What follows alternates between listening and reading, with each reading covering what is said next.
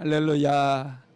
우리 옆 사람하고 인사 한번 합시다. 예수로 충만합시다. 예수로 충만합시다. 할렐루야. 오늘은 충만 시리즈 말씀 5번째, 하늘의 능력으로 충만하라, 이런 말씀입니다. 하나님께서는 우리가 능력 있는 삶을 살기를 원하십니다. 하나님은 능력이 많으신 분이에요. 하늘의 모든 능력, 우주의 모든 능력은 다 하나님께 있습니다. 저와 여러분은 능력이 별로 없어요. 아무리 지혜롭고 아무리 많이 배웠다 할지라도 뭔가 우리는 할 수 있는 게 없습니다. 과학이 발전해도 생명 하나를 만들 수 없어요. 씨앗 하나 만들 수 없습니다. 하나님께서 모든 능력의 근원이 된다라는 사실을 믿으시기 바랍니다. 그러면 우리는 하나님, 모든 능력을 가지신 하나님으로부터 능력을 공급을 받아야 돼요. 그래야 하늘의 능력으로 충만한 삶을 살 수 있습니다. 받지 못하면 우리는 능력이 없이 그냥 주어진 세상 속에서 늘 염려하고 두려워하며 살 수밖에 없습니다. 오늘 이 시간 하나님으로부터 충만한 하늘의 능력을 받는 귀한 시간이 되시기를 주님의 이름으로 축복합니다. 우리가 하나님의 능력을 공급받기 위해서 필요한 게 있어요. 그게 하나님 앞에 예배드리는 것이고, 두 번째로는 하나님 앞에 기도해서 우리의 필요한 것들을 받아내는 것입니다. 하나님께서는 좋으신 하나님이기 때문에 우리가 구하는 것들 다 주시는 거 믿으시기 바랍니다. 여러분, 우리가 하나님으로부터 공급받을 때 공급받기 위해서 예배의 삶, 기도의 삶이 중요하다고 그랬는데, 이것이 바로 하나님과 동행하는 삶이죠. 창세기 6장에 보면은 하나님께서 세상에 사람을 만드셨음을 한탄하시는 그런 내용이 기록이 되어 있어요. 한번 읽어볼까요? 창세기 6장 5절에서 6절 말씀 시작. 여호와께서 사람의 죄악이 세상에 가득함과 그의 마음으로 생각하는 모든 계획이 항상 악할 뿐임을 보시고 땅 위에 사람 지으셨음을 한탄하사 마음에 근심하시고. 하나님께서 사람을 만드신 것을 한탄을 하셨다는 거예요. 왜 하나님께서 사람을 만드신 것을 정말 탄식하시고 한탄을 하셨을까요? 사람들이 하나님께서 창조해 주셨음에도 불구하고 하나님과 상관없이 살아가는 거예요. 하나님과 상관없이 자기의 계획과 자기의 생각대로 인생을 살아가요. 자기 마음대로 삽니다. 하나님을 의식하지 않고, 하나님께 질문하지 않고, 하나님을 예비하지 않고 그냥 하루하루 자기의 삶을 사는 거예요. 그게 이제 여러분, 노아 홍수 시대에 살아갔던 사람들의 모습에서 볼 수 있는데, 누가복음에 보면은 노아의 홍수 이전의 사람들이 어떻게 살았는지에 대해서 말씀하고 있어요. 한번 읽어봅시다. 누가복음 17장 27절 시작. 노아가 방주에 들어가던 날까지 사람들이 먹고 마시고 장가들고 시집가더니. 노아가 방주에 들어가던 날까지 사람들이 살아가는 모습이 어땠다고요? 먹고 마시고 장가들고 시집가더니. 여러분, 이 말씀을 한번 생각해 보십시오. 우리가 어떻게 살고 있어요? 먹고 마시고 시집가고 장가가고 일터에서 일하고 자고 똑같지 않습니까? 노아 홍수의 이전의 사람들이 살아가는 모습과 오늘 우리가 살아가는 모습이 전혀 다르지 않다는 거예요. 그런데 노아 홍수 이전에 사는 사람들의 삶을 보시고 하나님께서 사람을 만드심을 한탄을 하셨다는 거예요. 이들의 삶 속에 뭔가 하나가 빠져 있어요. 여러분의 삶에 뭔가 하나 빠져 있으면 하나님께서 우리의 삶을 보시고도 얼마든지 한탄하실 수 있다는 거예요. 이들의 삶에 뭐가 빠져 있나요? 하나님을 예배하고 하나님의 이름을 부르고 하나님께 기도하는 것이 빠져 있어요. 하나님과 동행하는 삶이 빠져 있다는 거예요. 그것 때문에 하나님께서 사람을 만드셨음을 후회하시고 사람 때문에 지금 탄식하시고 한탄하고 있다라는 거예요. 저와 여러분의 인생을 살아가면서 반드시 기억해야 될 것은 내가 하나님과 동행하는 삶을 살아야 된다라는 거예요. 하나님과 동행하게 될 때 우리의 삶에 하늘의 능력이 임하게 되고 우리의 삶은 하나님께서 받으시는, 기쁘게 받으시는 그런 삶이 될 수 있다라는 거예요. 시골의 교회, 작은 교회 천정에 생쥐가 한 마리 살고 있었대요. 이 생쥐는 목사님 설교를 많이 들었을까요? 안 들었을까요? 많이 들었겠죠. 어느 날 이 생쥐가 이제 천장을 내려와서 교회의 뜰을 탁 지나가고 있는데 갑자기 고양이 한 마리가 나타난 거예요. 그래가지고 이 고양이가 생쥐를 잡으려고 막 쫓으니까 잡히지 않으려고 막 이리 뛰고 저리 뛰고 막 도망을 가다가 결국 막다른 골목에 다다르게 된 거예요. 그때 이 생쥐가 목사님의 설교 말씀이 생각났대요. 정말 그 막다른 골목에 다다랐을 때 하나님께서 피할 길을 주신다, 그 말씀이 생각나서 기도했대요. 하나님, 저에게 피할 길을 주세요. 그랬더니 바로 응답을 주신 거예요. 그래가지고 생쥐가요 미친 척하고 고양이에게 다가갔대요. 그리고 고양이 귀에 대고 속닥 고양이가 깜짝 놀래가지고 막 도망가더래요. 생쥐가 뭐라고 했는 줄 아세요? 고양아, 나 미안하다, 나 지약 먹었다 그러더니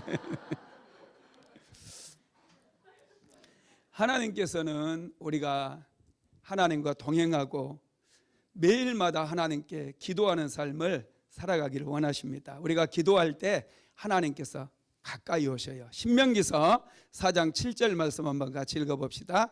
우리 하나님 여호와께서 우리가 그에게 기도할 때마다 우리에게 가까이 하신 것 같이 그 신이 가까이함을 얻은 큰 나라가 어디 있느냐. 우리 하나님 여호와께서 우리가 그에게 기도할 때마다 우리에게 가까이 하신과 같이 우리가 하나님 앞에 기도하기 위해서 하나님 앞에 나오잖아요. 그러면 하나님께서도 우리에게 다가오셔서 우리와 가까이 해주신대요. 심지어는 우리 곁에 찾아오시고 우리 안에까지 찾아오셔서 우리의 기도를 다 들어주신다는 거예요. 여러분, 복음서에 보면은 제자들 이야기도 좀 나와 있잖아요. 제자들이 예수님께 요청한 것들이 나오죠. 제자들이 예수님께 요청했던 것 중에 가장 잘 요청한 것, 예수님께 구했던 것 중에 가장 잘 구한 게 뭔 줄 아세요? 기도하는 법을 가르쳐 달라고 요청한 거예요. 한번 읽어봅시다. 누가복음 11장 1절입니다. 시작.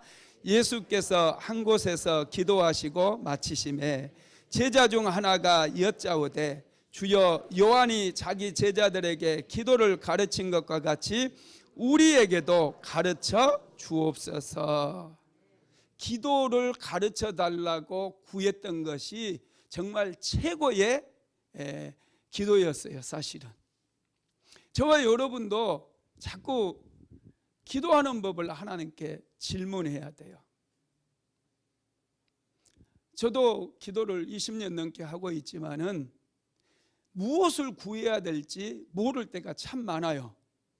그러면 하나님께 잠잠히 앉아가지고 하나님, 제가 오늘은 무엇을 구해야 될까요? 어떤 기도를 해야 될까요? 가르쳐 주세요. 그렇게 잠잠히 앉아 있으면 하나님께서 싹 지나가게 해요. 어떤 사람이 지나가게 하기도 하고 어떤 단어가 지나가게 하기도 해요. 그러면 그것 붙들고 기도하면 기도가 강렬해지는 것을 제가 경험을 했습니다. 여러분, 예수님께 제자들이 기도를 가르쳐 달라고 요청했을 때 예수님께서는 주기도문을 가르쳐 주셨어요. 이 주기도문은 우리가 기도할 때 가장 근본이 되고 기본이 되는 그런 기도 문입니다. 그래서 기도가 안 될 때 처음에는 이 주기도문 가지고 계속해서 한번 기도해 보세요. 주기도문 기도도 굉장히 은혜가 되는 기도고 능력 있는 기도입니다. 여러분, 그래서 우리는 기도를 배워야 되고요, 어떻게 해서든지 기도하기 위해서 열심을 내야 돼요. 기도는 내 마음에 하고 싶다고 해서 되는 게 아니에요. 기도는 의지가 필요해요. 그래서 오늘 본문에서도 그 의지가 얼마나 중요한지에 대해서 말씀을 하시는데 한번 읽어볼까요? 누가복음 11장 9절에서 10절입니다. 시작. 내가 또 너희에게 구하노니 구하라 그러면 너희에게 주실 것이요 찾으라 그러면 찾아낼 것이요 문을 두드리라 그러면 너희에게 열릴 것이니 구하는 이마다 받을 것이요 찾는 이는 찾아낼 것이요 두드리는 이에게는 열릴 것이니라. 아멘. 구하고 찾고 두드리라고 그랬어요. 계속해서 여러분 구하고 찾고 두드리라고 말씀을 하고 있습니다. 의지적으로 우리가 구해야 된다는 거예요. 하나님은 모든 능력과 지혜를 다 가지고 계신 분이거든요. 그래서 우리가 그 하나님께 능력도 구하고 지혜도 구하고 삶에 필요한 것들 구해야 돼요. 구해야 주시는 거예요. 어떤 분들은 구하는 게 미안해 가지고 맨날 또 구하는 것 같아 가지고 기도가 재미가 없다, 그래 기도 안 한다고 하는 분들이 있어요. 여러분, 그게 아닙니다. 기도는 내가 하나님 앞에 나의 필요를 구하는 데서부터 시작이 되는 거예요.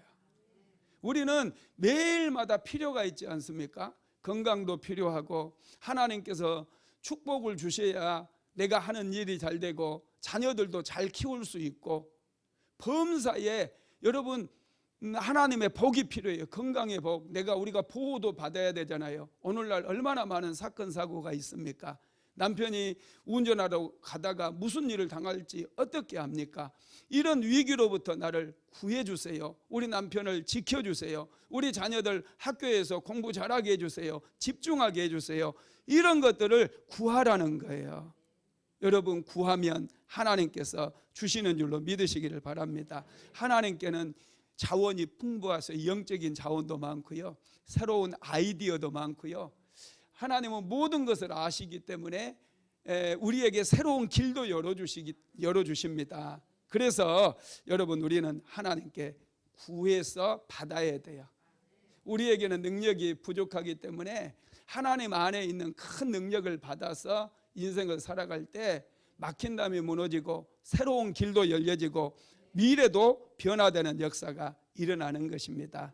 그래서 우리는 응답의 크기를 규정하면 안 돼요. 구하라, 이 말씀을 우리는 붙잡아야 됩니다.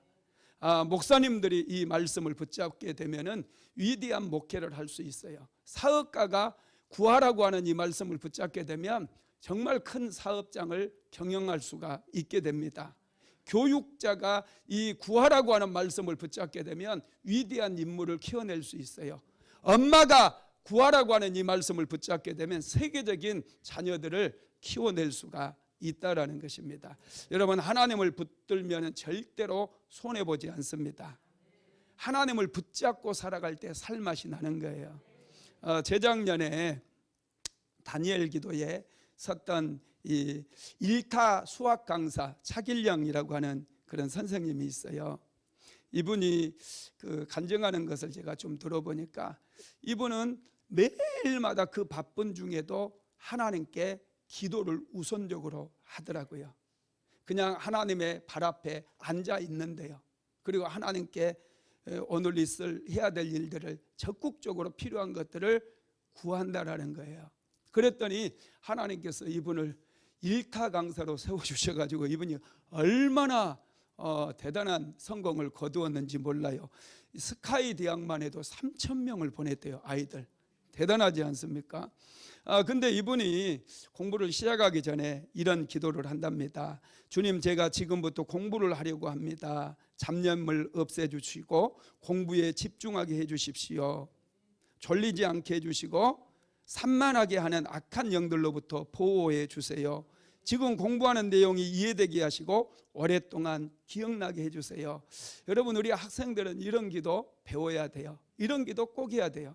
저도 설교단에 설 때마다 하는 기도가 있어요. 하나님, 종에게 하나님의 말씀을 종의 입술에 넣어주시고, 이 말씀이 선포될 때 성도들이 졸지 않게 만들어주시고, 이 말씀을 마음속에 받아서 많은 열매를 맺게 해주세요. 이런 기도를 제가 늘 드립니다. 여러분, 이런 기도를 해야 돼요. 우리는 자꾸 기도하면 하나님과 더 친밀해지고 하나님께로부터 더 많은 은혜를 받게 되고 능력을 공급받을 수가 있다라는 것입니다. 여러분, 누가 진정한 리더가 될 수 있느냐? 기도하는 사람입니다. 누가 기도할 수 있어요? 그러면 하나님을 아는 사람이에요. 하나님의 능력을 알고 하나님의 지혜를 알고 하나님의 성품을 아는 사람들은 항상 기도할 수 있습니다. 모든 능력은 하나님으로부터 나오기 때문에 능력이 필요한 사람들, 새로운 아이디어가 필요한 사람들, 하나님 앞에 기도하게 되기를 주님의 이름으로 축복합니다. 그러면 여러분, 하나님은 어떤 분이에요? 하나님은 어떤 분일까요?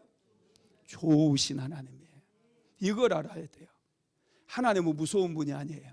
하나님은 우리를 심판하시고 우리를 책망하시고 벌을 주는 그런 하나님이 아니십니다. 하나님은 정말로 좋으신 분이에요. 그래서 우리는 좋으신 하나님께 열심을 다해서 구하게 되면 다 받게 되는 거 믿으시기 바랍니다. 그래서 하나님을 아는 사람들은요, 크게 구하더라고요. 저와 여러분은 좀 크게 구해야 돼요. 하나님이 크신 분이거든요. 우리의 믿음이 크면 우리는 크게 구할 수 있어요. 하나님께 죄송한지 미안한지 작게 구하는 사람들이 있는데, 여러분, 하나님께서는요, 누구를 기뻐하시는 줄 아세요? 크게 구하는 사람을 기뻐하셔요. 시편 2편 8절 한번 같이 읽어볼까요? 내게 구하라. 내가 열방을 유업으로 주리니 내 소유가 땅끝까지 이르리로다. 아멘. 멋있지 않습니까? 우리가 생각하는 스케일과는 비교가 안 되는 스케일이에요. 하나님께서는 내게 구하래요. 뭘 구하래요? 열방을 구하래요. 세계를 하나님 주시옵소서. 사업을 하는 사람들은 이 조그마한 동네에서 조그마한 구멍가게 해달라고 구하지 말고 세계를 상대로 해서 무역을 할 수 있는, 사업을 할 수 있는 그런 능력을 구하라는 거예요. 와, 놀랍지 않습니까? 이렇게 구하면 내 소유가 땅끝까지 이르리로다, 이렇게 말씀해요. 소유가 땅끝까지 이르른대요. 하나님께서는 우리가 크게 구하기를 원하셔요.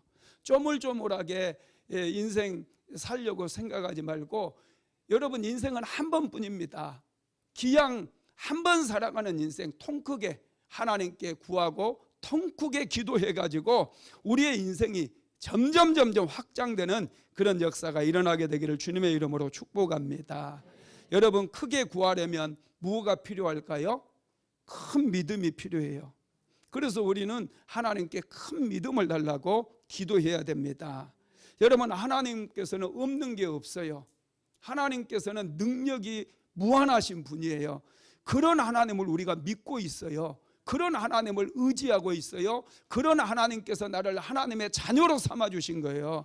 그래서 여러분, 우리는 큰 믿음으로 크게 구해야 될 줄로 믿습니다. 예레미야서 33장 2절에서 3절 말씀 같이 읽어봅시다. 이를 행하시는 여호와, 그것을 만들며 성취하시는 여호와, 그의 이름을 여호와라 하는 이가 이와 같이 이르시도다.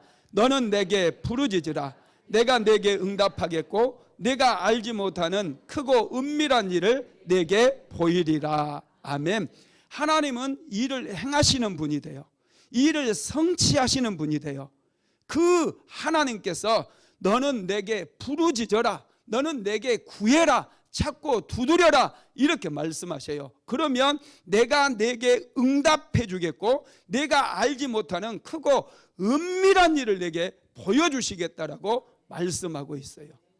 여러분, 기양 신앙생활 하는데 너무 작게 생각하지 마십시오. 저는 우리 순복음 안디옥 교회가 아주 작게 시작을 해서 작게만 생각을 했었어요. 그런데 하나님께서 저의 믿음을 키워주시고 못자리 교회라고 하는 그런 비전을 주셨어요. 우리 순복음 안디옥 교회가 못자리 교회가 돼서 못판이 되는 거죠. 그래서 수많은 교회, 열방에도 세우고 이 대한민국에도 교회가 필요한 곳에 교회를 세우고 선교사들을 파송하고 학교도 세우고 병원도 세우는 그런 능력의 통로, 축복의 통로가 되는 그런 교회에 대한 비전을 가지고 기도를 하고 있습니다. 기양 구할 것 우리 크게 구합시다.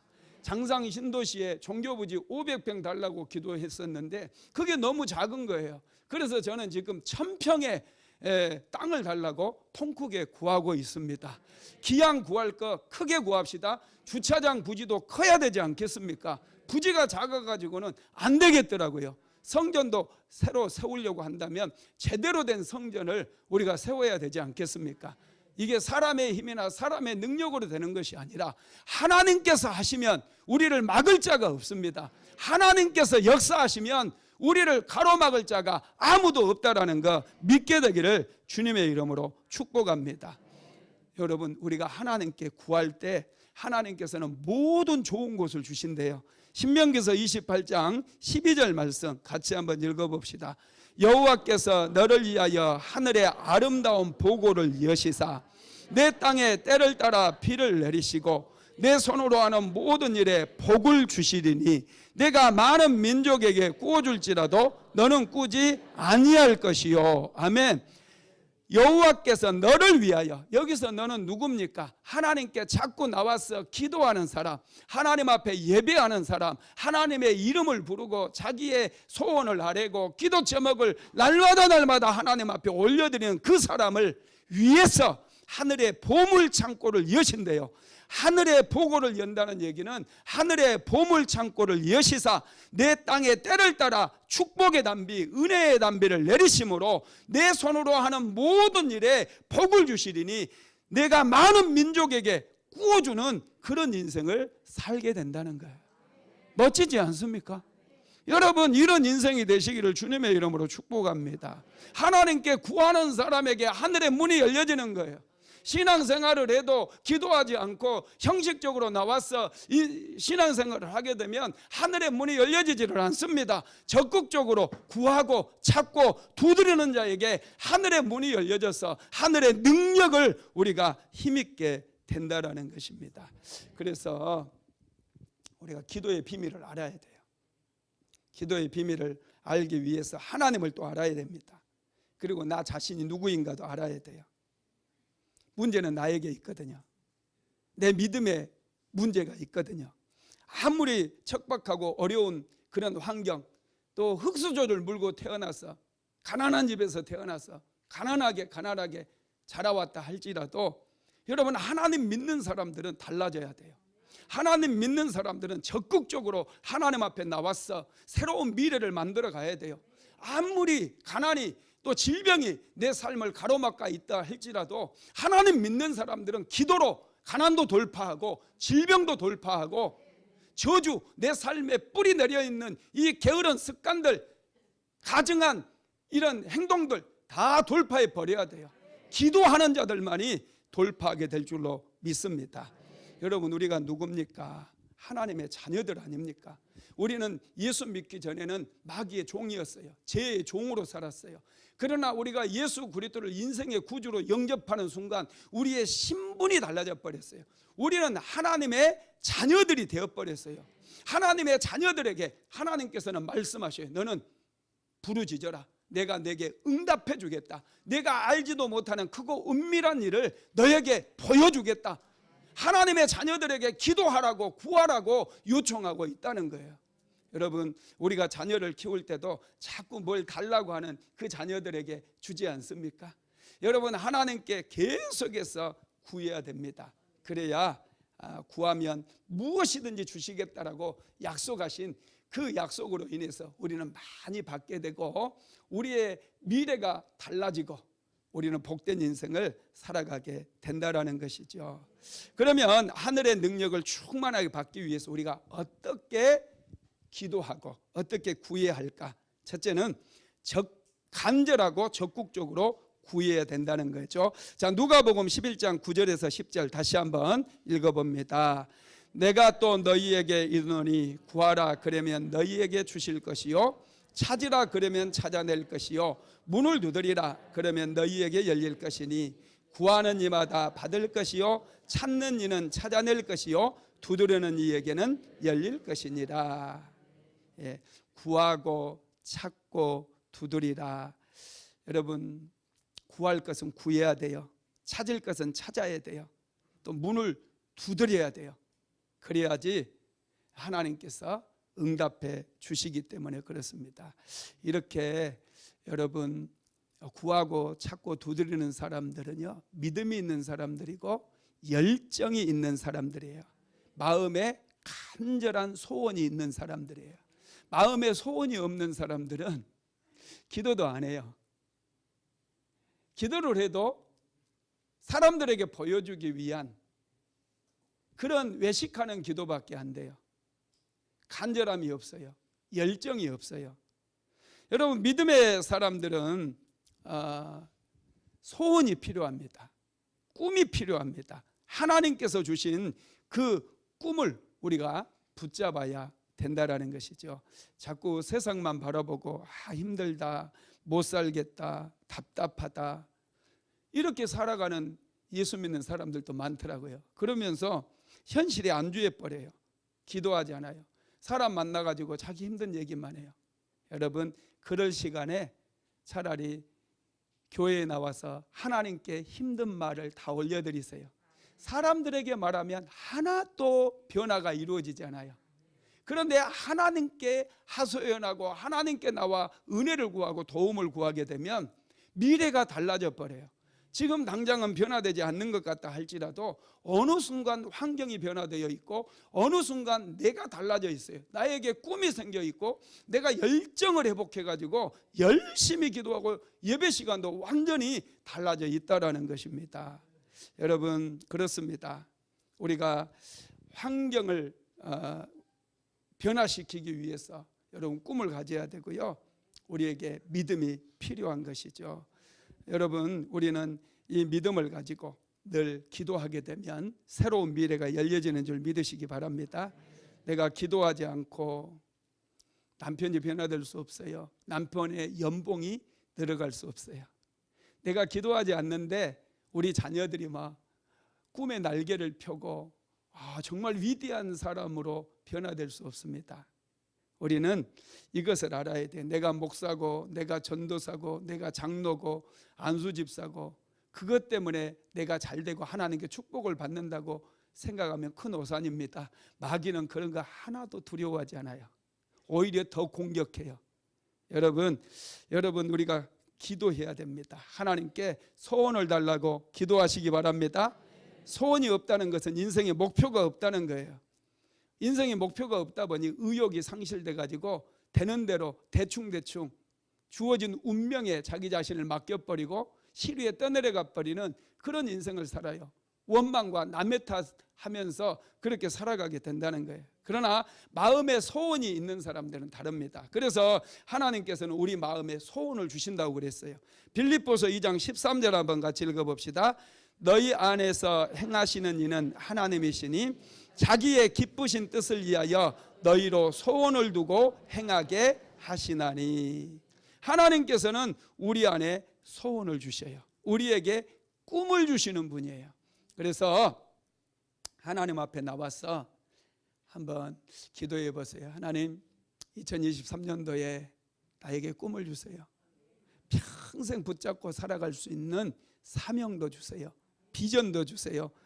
여러분, 이렇게 해서 우리가 꿈을 붙잡는 순간 이 우주들이 움직여요. 우주가 움직입니다. 그리고 나의 모든 삶의 라이프 스타일이 그 꿈을 향해서 집중하게 되어 있어요. 인생 승리는 집중력에 달려 있습니다. 집중력은 무서운 힘을 발휘하기 시작해요. 내가 아무리 많은 지식이 있고 재능이 있다 할지라도 집중하지 않으면 그 재능들, 지식들이 다 흩어져 버려가지고 아무 성취도 이룰 수가 없습니다. 그래서 하나님께 우리가 꿈을 붙잡아야 되고, 하나님께 주시는 꿈을 붙잡아야 되고 그 꿈에 집중을 해야 됩니다. 그렇게 되면 하나님으로부터 많은 것을 받을 수 있어요. 능력도 받을 수 있습니다. 여러분, 우리가 많이 받아야 나누어 줄 수 있습니다.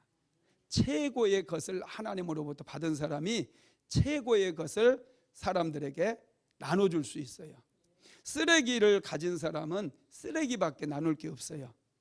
내가 소유한 것이 하늘의 원리입니다. 그래서 여러분들 자녀들에게 뭔가 물려주기를 원한다면 많이 받으십시오. 할렐루야. 나도 가난한 집에서 태어났으니 우리 애들 가난하게 사는 거 당연하다, 이런 생각 다 버리시기 바랍니다. 여러분들은 예수 믿는 사람들이잖아요. 예수 믿는 사람들은 대단한 거예요. 달라요. 여러분들이 하나님 앞에 복을 받아서 이 유산을 자녀들에게 물려주게 되기를 주님의 이름으로 축복합니다. 그래서 최고의 것을 받아야 됩니다. 그래야 최고의 것을 줄 수 있기 때문에 우리가 기도할 때 가장 중요한 것이 뭐냐면 먼저 생각하는 거예요. 내 안에 소원이 없고 꿈이 없는 것은 생각이 없기 때문에 그래요.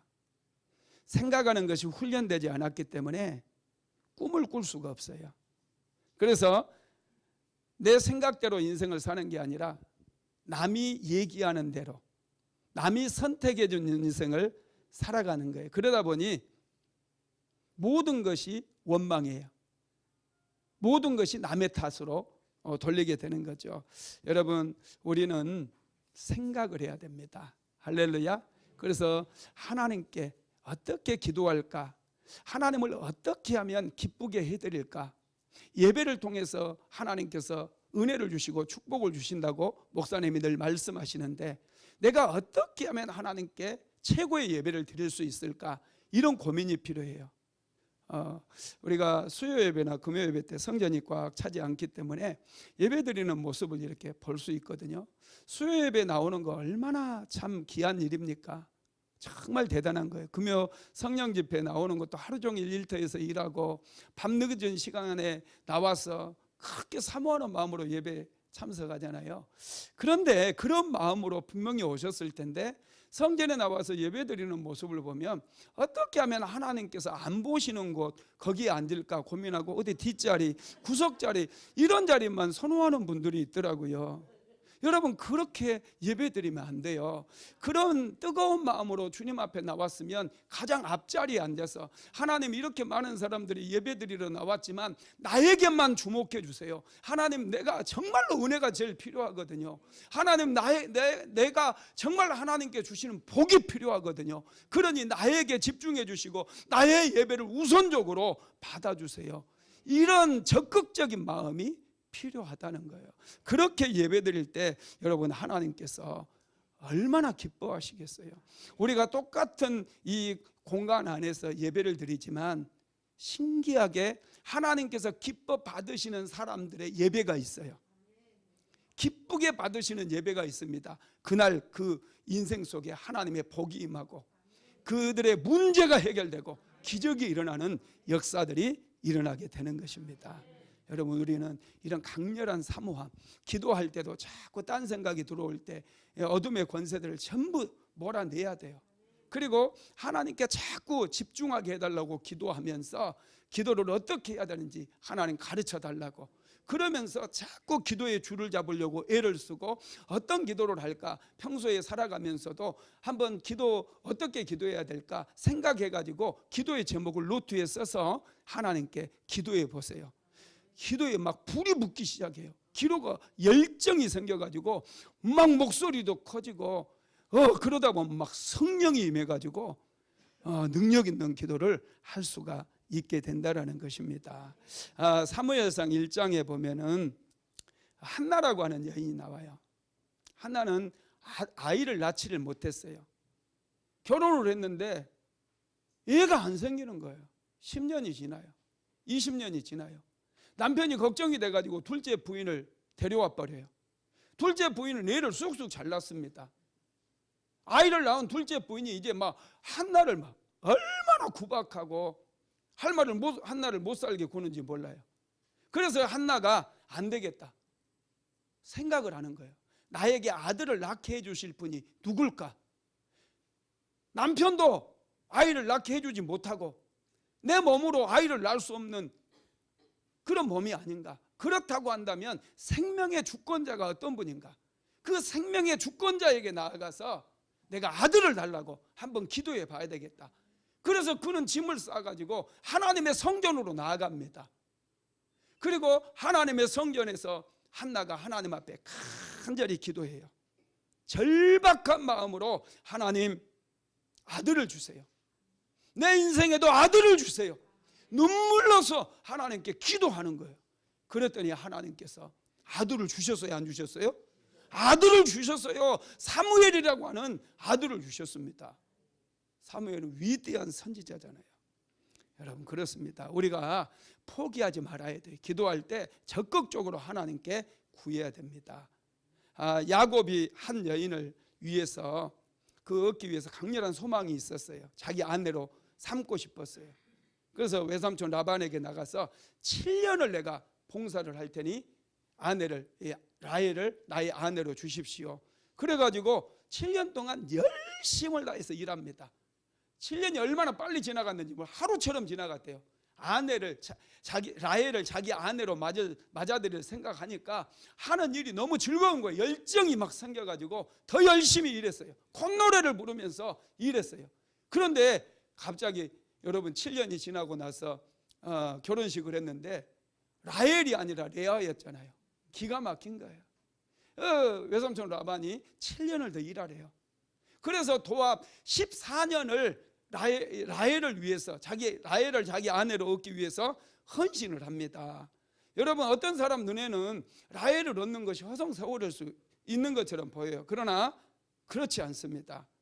14년 동안 헌신해서 얻은 라헬을 통해서 요셉이 태어나게 되잖아요. 하나님께서 이 요셉을 통해서 수많은 사람들의 생명을 살리는 그런 일을 하셨다라는 것입니다. 여러분 우리에게도 이런 열정이 필요해요. 우리는 하나님의 자녀들입니다. 우리가 믿는 하나님은 시시한 하나님이 아니에요. 우주 만물을 창조하신 전능하신 하나님이시고 만왕의 왕이십니다. 그래서 여러분 이 궁핍한 생각을 버려야 돼요. 가난한 생각을 버리십시오. 초라한 생각은 다 버리시기 바랍니다. 하나님께서 주시는 꿈을 꾸어야 돼요. 하나님께서 나를 사랑하신다. 내 인생을 멋지게 하나님께서 계획하셨다. 이런 믿음을 가지고 크게 구하게 되기를 주님의 이름으로 축복합니다. 두 번째로는 받은 줄로 믿고 구하라고 그랬어요. 마가복음 11장 24절 같이 읽어봅니다. 그러므로 내가 너희에게 말하노니 무엇이든지 기도하고 구하는 것은 받은 줄로 믿으라. 그리하면 너희에게 그대로 되리라. 아멘.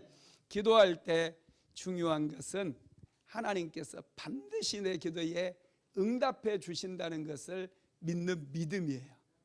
이 믿음이 매일마다 기도하게 만듭니다. 이 믿음이 없다면 우리는 쉽게 무너져 버려요. 조금 기도하다가 응답이 안 되면 포기해 버려요. 그런데 여러분 받은 줄로 믿으라고 성경은 말씀하고 있어요. 받은 줄로 믿으라. 무엇이든지 기도하고 구하는 것은 받은 줄로 믿으라. 그리하면 너희에게 그대로 되리라 그랬어요. 먼저 믿으라는 거예요. 하나님께서 이것을 내가 구한 것, 내가 기도한 것 반드시 응답해 주신 것을 먼저 믿으래요. 그리하면 그대로 되리라. 이렇게 말씀을 하고 있습니다. 여러분 믿음이라고 하는 것은요 적극적이에요. 적극적입니다. 그래서 구하고 찾고 두드리는 것이죠. 우리는 예배에 나올 때 자꾸 소극적으로 예배에 나오고 하나님 복을 저분에게만 주시고 저에게는 안 주셔도 됩니다. 이런 마음으로 나오는 분들 없기를 바랍니다. 하나님은 정말 좋으신 분이에요. 우리의 자금, 신음에도 응답하시는 분이십니다. 그래서 우리가 하나님께 기도해야 되는데 오늘 본문 한번 읽어봅시다. 누가복음 11장 11절로 13절까지 시작. 너희 중에 아버지 된 자로서 누가 아들이 생선을 달라 하는데 생선 대신에 뱀을 주며 알을 달라 하는데 정갈을 주겠느냐. 너희가 악갈치라도 좋은 것을 자식에게 줄 알거든 하물며 너희 하늘 아버지께서 구하는 자에게 성령을 주시지 않겠느냐 하시니라. 여러분, 하나님을 의심하지 마십시오. 마귀는 우리로 하여금 의심하게 만들어요.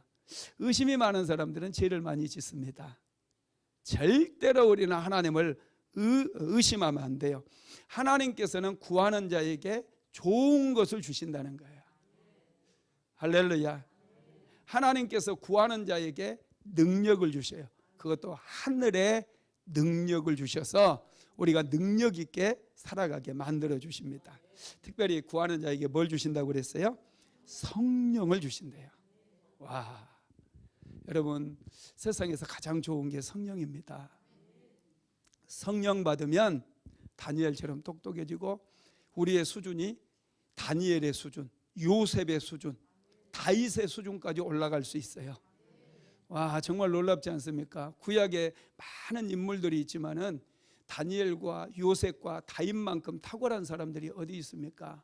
그 사람들의 공통점이 다 하나님의 성령으로 충만했던 사람들이에요. 하나님께서는 오늘날 우리에게 우리의 수준을 높여주기 위해서 성령을 구하라고 말씀을 하신다는 것이죠. 세 번째로 하늘의 충만한 능력을 받기 위해서는 끈질기게 기도해야 돼요. 여러분, 믿음으로 기도한다는 것은 인내와 끈기로 기도하는 것입니다. 기도할 때 가장 무서운 싸움이 자기와의 싸움이에요. 왜냐하면 우리 마음은 쉽게 무너져 버리거든요. 정말 절박한데 하나님께서 응답해 주시지 않는 것 같아요. 지금 사업에 부도가 나는데 하나님, 이 부도를 막을 돈을 주세요. 간절히 기도했는데 부도가 나버렸어요. 그럴 때 우리의 마음이 무너질 수 있어요. 하나님의 뜻은 부도가 나는 것일 수 있거든요. 그 가운데서 다시 잘 수습해 가지고 다시 일어서는 것이 하나님의 뜻일 수 있다라는 거예요. 그러니 지금 바닥을 헤매고 있다 할지라도 여러분, 기도하시기 바랍니다. 끝까지 기도하면 우리는 승리할 수 있어요.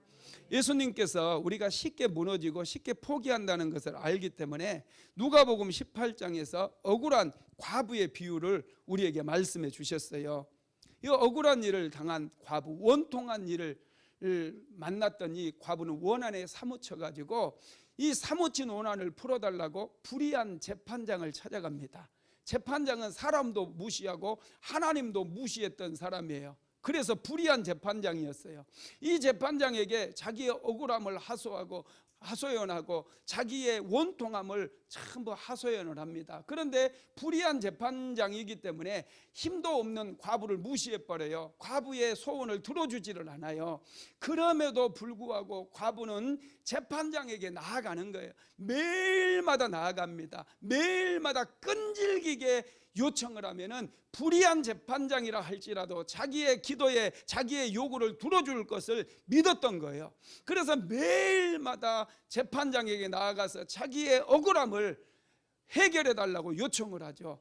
그랬더니 어느 날 가만히 이 재판장이, 불의한 재판장이 생각을 합니다. 저 여자 지독한 여자다. 만약에 내가 빨리 저 여자의 억울함을 풀어주지 않는다면 내가 제명에 못 죽겠다. 안 되겠다.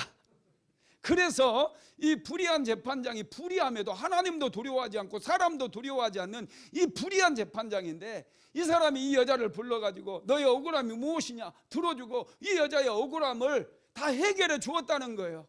하물며 하나님은 좋으신 하나님이시지 않느냐. 그러니 좋으신 하나님께서 그 자녀들이 구하는 것 응답해 주시지 않겠느냐, 이렇게 말씀을 하고 있다라는 것이죠. 그래서 우리는 좀 끈질기게 기도해야 돼요. 기도 포기하지 마십시오. 끈질기야 돼요. 저도 지금 20년이 넘었다니까요. 매일마다 기도해요. 끈질기게 기도해요. 끈질기게 기도하는 그런 사람들을 하나님께서 선택하시고 축복하십니다. 하나님께서 야곱을 선택하셨잖아요. 야곱을 한번 보세요. 우리랑 비슷해요. 뭐 다니엘 같은 대단한 이런 분들이 있지만 야곱은 좀 만만하잖아요. 허물이 많아요. 거짓말도 하고요. 실수도 많아요. 그런데 하나님께서 야곱을 너무너무 귀하게 여기셨어요. 야곱을 선택하셨어요. 그 야곱을 통해서 이스라엘이라고 하는 나라를 세우고 야곱이 이스라엘 12지파의 조상이 되게 하셨다니까요. 왜 하나님께서는 이런 야곱을 선택하셨을까요? 야곱에게는 무서운 끈기가 있었어요. 한 여인을 위해서 14년을 헌신해 버렸잖아요. 야복강 나루토에서 기도할 때도 결코 포기하지 않았잖아요. 한도뼈가 부러졌음에도 불구하고 천사를 놓아주지 않았어요. 나를 축복하지 아니하면 놓지 않겠다고 끈질기게 붙잡았어요. 여러분, 그런 야곱을 하나님께서 보시고 그 야곱에게 복을 주신 거예요. 그 야곱에게 특별한 은혜를 내려주셨다는 거예요. 베드로도 마찬가지입니다. 베드로도 실수가 많아요. 굉장히 말이 앞선 사람이에요. 어떻게 이 베드로가 예수님의 수제자가 될 수 있겠어요? 저는 베드로를 무척 좋아합니다. 왜냐하면 저도 베드로처럼 실수를 잘하는 사람이기 때문에. 그런데 하나님께서 이 베드로를 보셨어요. 예수님께서 이 베드로를 선택하시고 이 베드로를 예수님의 수제자로 삼았다는 거예요. 왜냐? 베드로에게는 끈질김이 있었어요. 누가복음 5장에 보면은 베드로가 갈릴리 바다에서 고기 잡는 그 모습이 기록되어 있습니다. 베드로가 밤새도록 그물질을 했다는 거예요. 우리는 몇 번 그물질을 해가지고 한 마리도 고기가 잡히지 않으면 에이, 오늘은 안 되겠다, 그냥 접어버리고 오늘은 편하게 집에 들어가서 잠이나 자자, 쉽게 포기해버려요. 장사를 해가지고 안 되면 금세 문 닫아버리고, 하나님께 기도하는 것은 그냥 액세서리처럼 생각을 하는 거예요. 베드로가 만약에 그날 밤에 오늘은 그물을 10번을 내렸는데 한 마리도 안 잡히네, 오늘은 그냥 재수가 없는 날이니 들어가서 쉬자, 이렇게 해버렸다면 그는 예수님을 만날 수가 없었거든요. 그런데 베드로는 밤새도록 고기가 한 마리도 잡히지 않는 그런 상황 속에서도 밤새도록 그물을 내렸다라는 거예요. 오늘날 교회 개척교회 하시는 분들 보면은 수요 예배 안 드려요. 금요 성령 집회도 안 해요. 새벽 예배도 안 해요. 저는 참 그런 얘기를 들을 때 너무너무 답답한 거예요. 제가 개척하고 나서 사람이 있었겠습니까? 수요 예배 때 아무도 없었어요. 새벽 예배 때 아무도 안 나와요. 그렇지만 모든 준비를 하고 나가서 예배 드리는 거예요. 반주하는 전도사님이 있었는데 전도사님 반주하고 나는 찬양 부르고, 반주 끝나면 여기가 가운데 앉게 했어요. 그리고 그 전도사님을 향해서 열심히 설교를 했어요. 사모도 없었다니까요. 사모 야구 8시에 끝났으니 뭐 어떻게 나옵니까? 사모도 없었어요. 그 전도사님에게 막 소리 빽빽 질리면서 열심히 설교했어요. 그랬더니 요즘 수요예배 우리 교회 얼마나 많이 나옵니까? 할렐루야. 여러분, 없어도 괜찮아요. 자존심 상한 게 아니에요. 원래 없는 거예요. 없는 게 맞지. 그 과정을 거치면서 내 내공이 커지고 내가 말씀을 더 열심히 준비하는 모습을 보이면서, 하나님 이렇게 내가 말씀을 준비했는데 한 사람도 안 온다는 게 무슨 말입니까? 하나님 사람 보내주세요. 그리고 안 오면 내가 나가서 전도하고 그래야지요. 끈질김이 필요해요. 베드로는 고기를 잡지 못했는데 밤새도록 그물질을 했어요. 그날뿐이겠어요? 아니에요. 평소에도 고기가 안 잡히는 날에도 베드로는 밤새도록 그물질을 했어요. 고기가 많이 잡히는 날에도 밤새도록 했지만 안 잡히는 날에도 멈추지 않고 쉬지 않고 끈질기게 그물질을 했다는 거예요. 그 모습을 하나님께서 아시고 예수님께서 베드로를 선택하신 거예요. 어떤 분들은 사업장을 차려 사람이 안 온다고 빨리 문 닫고 가버리는 분들이 있어요. 대충 장사해요. 그러니 사람이 안 오죠. 사람이 안 와도 문 여는 시간 정해놔야 돼요. 문 닫는 시간 정해놔야 돼요. 그리고 안 올 때마다 하나님께 기도하고 하나님 예수의 이름으로 우리가 축복하고 그렇게 인생을 살아야 된다는 거예요. 여러분, 믿음은 물러서지 않는 거예요. 절대로 포기하지 않는 거예요. 끈질기게 하나님께 기도해야 돼요. 윌리엄 캐리가 인도에서 선교를 하는데 첫 핵심자가 나오기까지 7년이 걸렸대요. 윌리엄 캐리 같이 위대한 선교사가 대충 복음을 전했겠습니까? 매일마다 나가서 복음을 전했어요. 7년 동안 단 한 명도 예수 믿는 사람이 생기지 않았어요. 그럼에도 불구하고 포기하지 아니하고 계속해서 선교를 했을 때 7년 만에 한 사람의 회심자가 나오고 그 이후부터 폭발적으로 복음이 증거되었다는 거 믿으시기 바랍니다. 아도니람 저더슨 선교사님도 버마에서 첫 제자를 얻기까지 7년이 걸렸다고 그랬어요. 모리슨이 중국에 가서 한 사람을 전도하기까지 7년이 걸렸대요. 그들은 포기하고 싶을 때가 한두 번이 아니었습니다. 그럼에도 불구하고 끈질기게 포기하지 않고 기도했을 때 하나님께서 그들에게 은혜를 주시고 그들을 통해서 수많은 영혼들이 주께로 돌아오게 만들어 주셨다는 것입니다. 다니엘 역시도 끈질긴 사람이었어요. 다니엘은 바벨론의 포로로 끌려갔잖아요. 그 포로된 땅에서 뜻을 정합니다. 내가 하나님 앞에 기도하리라. 하루에 3번씩 예루살렘으로 난 창문을 열고 하나님 앞에 기도하리라. 그래서 기도를 시작했어요. 그랬더니 하나님께서 다니엘에게 세상이 감당할 수 없는 지혜를 주시고 총명을 주시고 능력을 주십니다. 느부갓네살 왕의 꿈을 해석해 버리잖아요. 그래서 그는 총리의 반열에 오르게 됩니다. 바벨론의 신하들, 특별히 페르시아의 나중에 다리오 왕이 등극했을 때 그 신하들은 다니엘의 능력의 근원, 지혜의 근원이 하나님께로부터 나온다는 걸 알았어요. 다니엘이 기도를 통해서 그 능력을 공급받는다는 사실을 알아가지고 그들은 다니엘이 기도를 못하게 만들기 위해서 새로운 법을 만듭니다. 왕을 꼬드겨서 새로운 법을 만들었어요. 앞으로 한 달 동안 하나님이나 다른 사람에게 절을 한다거나 기도하는 사람들은 무조건 결박을 해서 사자굴에 던져버리겠다. 그런 왕의 법령을 만들어서 왕의 도장을 찍어버리잖아요. 그게 통과가 됐어요. 그럼에도 불구하고 다니엘은 기도를 포기하지 않습니다. 자기의 모든 능력과 자기의 지혜가 기도를 통해서 하나님으로부터 온다라는 것을 알았기 때문에 다니엘은 기도하다가 붙잡히게 되면 사자굴에 던져진다는 것을 알고도 기도를 포기하지 않았다는 거예요. 다니엘서 6장 10절 한번 읽어봅시다. 다니엘이 이 조서에 왕의 도장이 찍힌 것을 알고도 자기 집에 돌아가서는 윗방에 올라가 예루살렘으로 향한 창문을 열고 전에 하던 대로 하루 3번씩 무릎을 꿇고 기도하며 그의 하나님께 감사하였더라. 아멘. 평소에 하던 대로 하나님 앞에 뜻을 세운 대로 하나님 앞에서 다니엘은 매일마다 예루살렘으로 난 창문을 열고 하루에 3번씩 기도했다는 거예요. 여러분, 다니엘이 기도할 때마다 응답만 받았겠어요? 아니에요. 그렇지만 포기하지 않았어요. 그럴 때 기적이 일어나는 것이죠. 여러분, 저와 여러분도 기도를 포기하면 안 돼요. 끈질기게 하나님 앞에 기도해야 돼요. 우리는 사장님을 믿는 믿음만 있어도 하나님 앞에 기도한다고 그랬잖아요. 직장생활을 왜 합니까? 한 달 일하면 사장님이 월급 준다는 것을 믿어요. 그래서 매일마다 밥 먹고 출근을 해서 일을 합니다. 여러분, 여러분의 사장님보다 하나님을 더 믿게 되기를 주님의 이름으로 축복합니다. 이런 믿음이 있으면 하나님께 날마다 나아가서 기도한다는 거예요. 하나님께서 복을 주셔야 내 인생이 변화가 일어나요. 내 삶에 새로운 길이 열려지고 돌파구가 만들어지고 내 미래의 문이 활짝 열려진다는 사실입니다.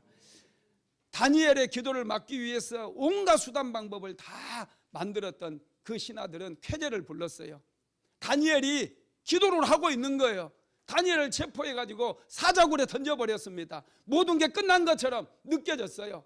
다니엘이 더 이상 기도할 수 없다라고 그들은 생각했어요. 그런데 그들의 기대와는 달리 하나님께서 다니엘과 함께 하심으로 사자들의 입을 막아버렸다는 사실입니다.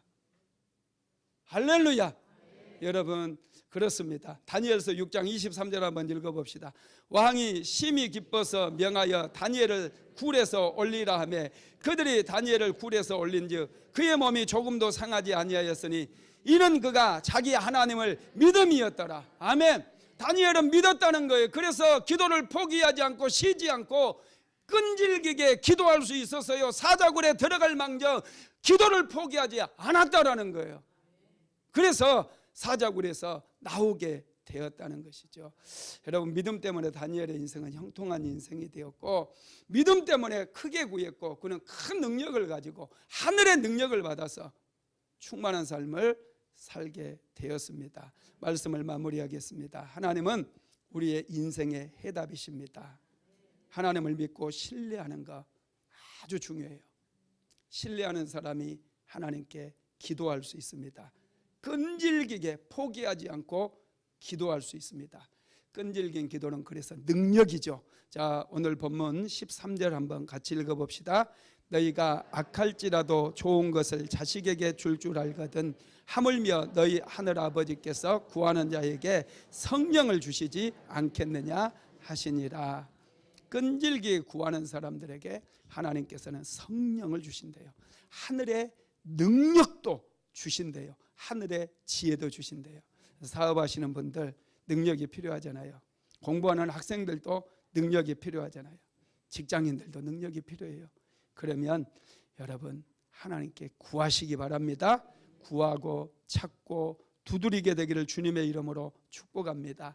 그래서 하나님께 능력 받게 되면, 하늘의 능력을 받게 되면 세상이 감당할 수가 없어집니다. 자녀들은 공부도 잘하게 되고, 남편은 사업을 잘하게 되고, 직장인들은 직장생활 잘해서 승진하고 사람들에게 사랑받고 인정받게 될 줄로 믿습니다.